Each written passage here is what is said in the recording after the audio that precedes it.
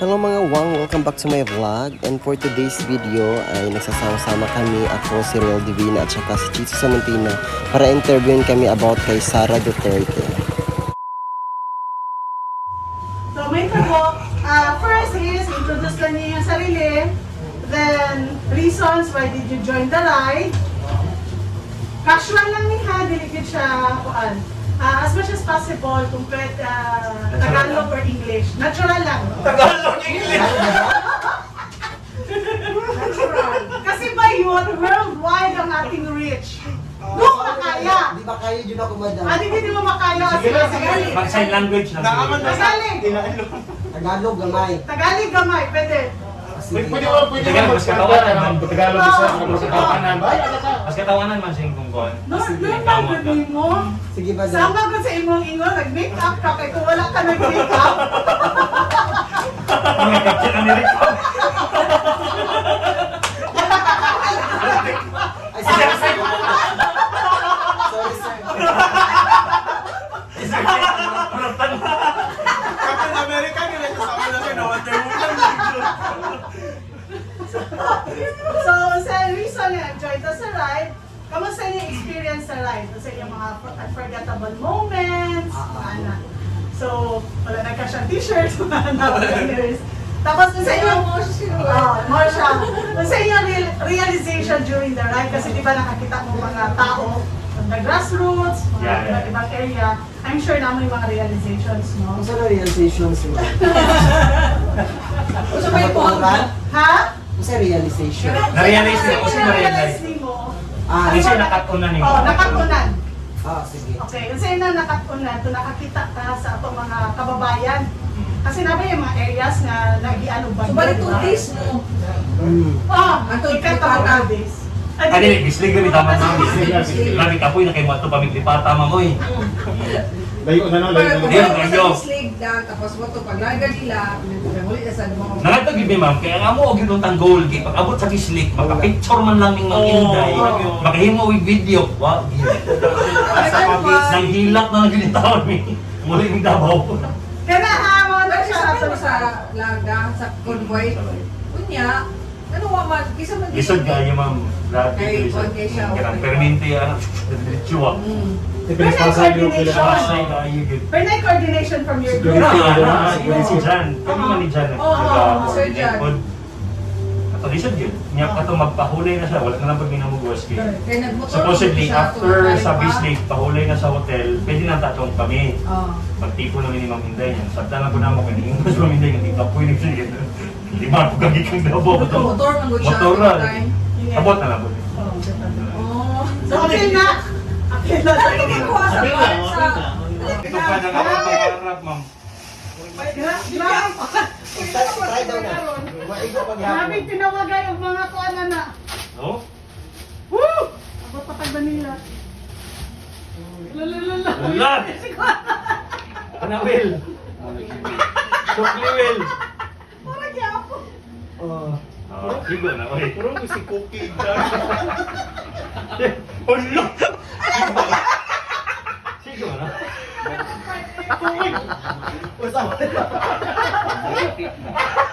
Okay, sige. Okay. Dua masuk. Oo. Ano ka back down sa magja? Hello po, my name is Joey Mark Patos Jr. aka Wang Ising from Joey Mark Patos Jr. aka Wang Ising from Digos Good Vibes. Isa ko ka vlogger, gikan sa Ligo, ay taga Davao, nag-join po ako sa Mahalin Natin ang Pilipinas Ride kasi po sa dinami-dami po ng natulungan ni Mayor Sara, lalong-lalo na po sa mga LGBTQ community dito sa Davao City. Gusto kong tumbasan or yung balusan yung mga tinulong niya sa amin. Kami naman yung tutulong sa kanya para kung manalo siya na Vice President, di marami na siyang mga tulungan na LGBTQ community dito sa Pilipinas at hindi lang sa Davao City. Thank you. May experience ka, personal experience na kay Mayor Sara bilang ano?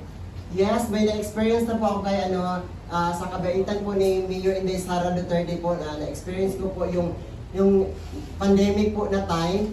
Yung pandemic po na time po, tapos yung lahat po ng mga entertainment, mga stand-up comedian, mga banda, mga ganun po is nawala po talaga totally kasi wala pong mga events. So, that time po na yon is may live si Mayor Inday Sara sa Facebook, tapos nag-guest po kami, tapos tinanong po kami kung ano ba daw yung mga namin, mga needs namin.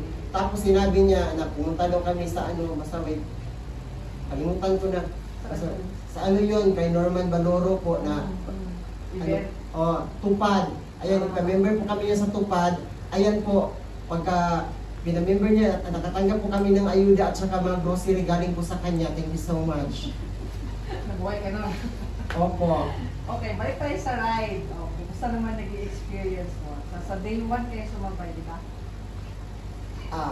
Ang naging experience po namin nang pumunta po kami ay nung umuwan po kami doon sa nung umuwan, sumama kami doon sa bahanin natin ng Pilipinas Rise. Ang na-experience po namin unang-una po nung nakapunta po kami doon sa malaking dome museum, doon sa may buhangin. Na first time ko po para akong na-ignorante pero ang ganda talaga ng experience ko doon kasi first time ko nakita ng dome na malaki at maraming mga suga. Yung Kapibuloy po, yung maraming suga. Tapos pagpunta po namin doon sa tinignan ko talaga yung mag-rise namin kasi sumabay kami sa rise ni ni Mayor Inday Sara po. Marami po talagang tao na nakahabang sa kanya sa mga kalsada at naghintay para lang po makita siya. So nakita ko po talaga na ganun talaga kabait si Mayor Inday Sara kasi hindi lang siya sa Davao kilala, kundi kilala siya sa buong Pilipinas. Thank you. Okay.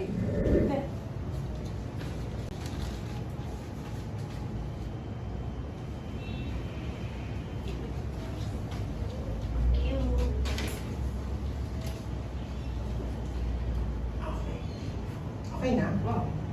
Hello! Hindi ka mag-jacket Parang kasi sa ako, one. eh. Yeah. 3, 2, 1. Hello Luzon, Visayas, and Mindanao! It's me, Ruel Divina, ang pambansang uga from Mindanao, a proud Davaoenyo. Yo! Okay, question number 2.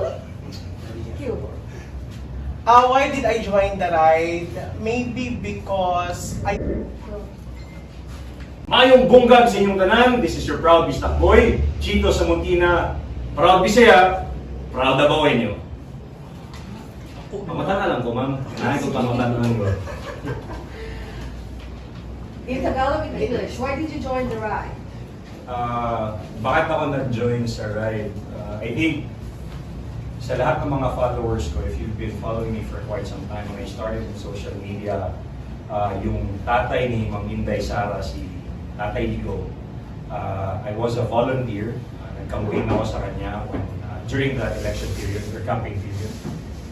And I thought gagawin ko rin ito sa anak niya na si Ma'am Inday because meron akong, not really personal relationship, but it's really more of Ma'am Inday technically became my boss dahil kung hindi kay Ma'am Inday at sa programa niyang Biyahing Duterte sa GMA, hindi matutupad ang pangarap ko na maging isang TV host. So naging TV host ako dahil sa programa niya, pinakita namin ang mga nagawa ng administrasyon ni Ma'am Inday dito sa Davao City. Hindi lang yon, na-feature din namin ang mga magagandang lugar at mga ganap dito sa Davao City. So,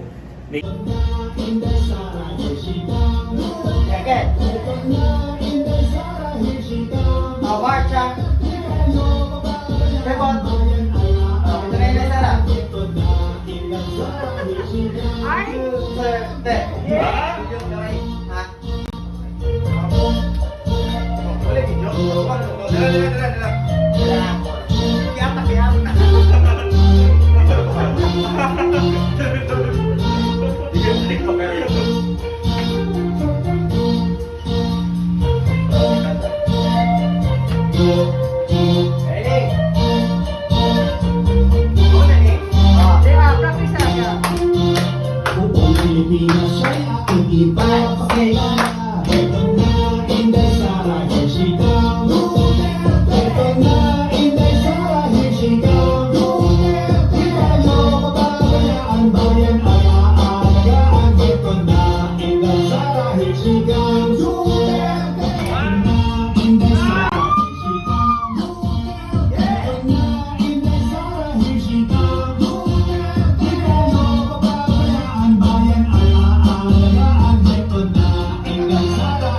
Welcome to